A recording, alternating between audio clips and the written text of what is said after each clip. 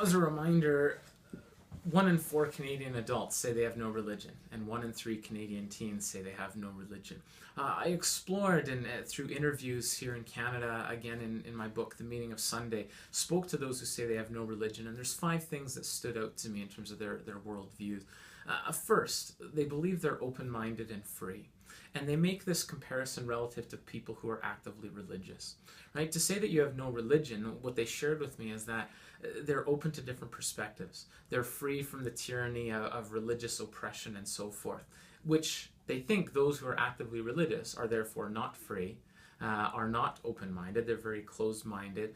And to frame within a Canadian context, they would say, to say you have no religion, to be open-minded and free, is actually to be more Canadian than those who are actively religious, who are not open-minded, and who are not free. So there's a Canadian cultural element and aspect that they claim in talking about some of these values. So this is one of those distinctives, even relative to the United States, that to be Canadian is not necessarily to say that you have no religion, but there is a strong, in some ways, link and tie between the two of them. So you can look at different studies.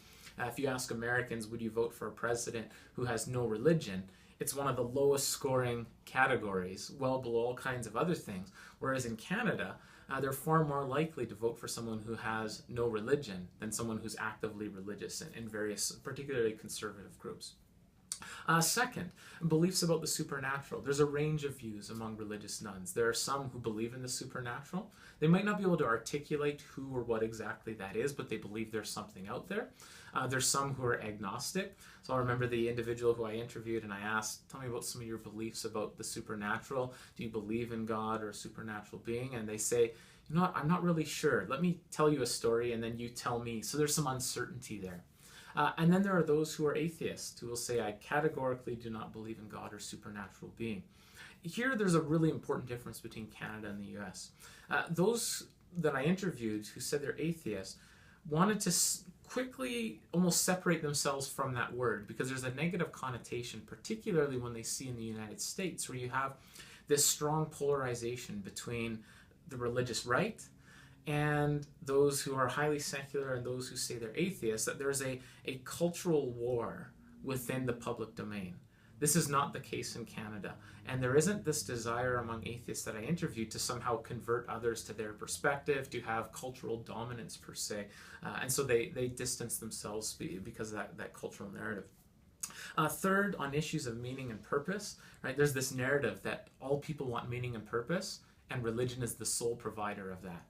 And religious nuns were very clear that they have meaning and purpose quite apart from religion. And they shared all kinds of experiences in their life where they felt completely satisfied and happy and content. And they even shared of difficult times and circumstances where they lost loved ones, that this never drove them toward religion. They still understood, as part of a broad narrative toward the world, that they can find meaning and purpose in this world and in this world alone. Fourth, on issues of morality, right? There are many who will say that religion is good and beneficial and right because it provides morality. Religious nuns do not necessarily dispute that. They can see that religion can be helpful for a person's sense of morality, but they're very clear that you do not need religion in order to be moral.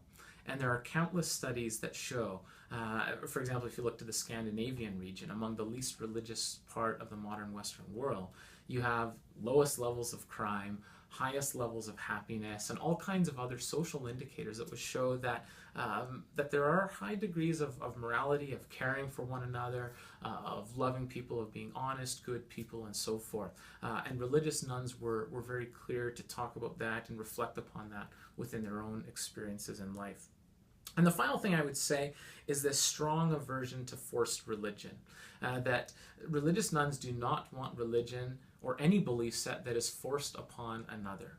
And here, again, they use the United States as a background to say, when I look to the US, there's this strong sense that religion and politics are fused together, that you're pushing your religion down another person's throat, or you're pushing your atheist beliefs down someone else's throat.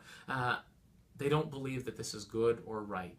They don't believe that it's Canadian to do those things. And so I would say in total, these 5 things anchor how religious nuns in Canada view the world, and it's against this backdrop of our geographic proximity to the United States that they try to almost distance themselves from the American, in some respects, it's a very broad, sweeping statement, but American approach to religion, politics, and what it means to be a person who says they have no religion.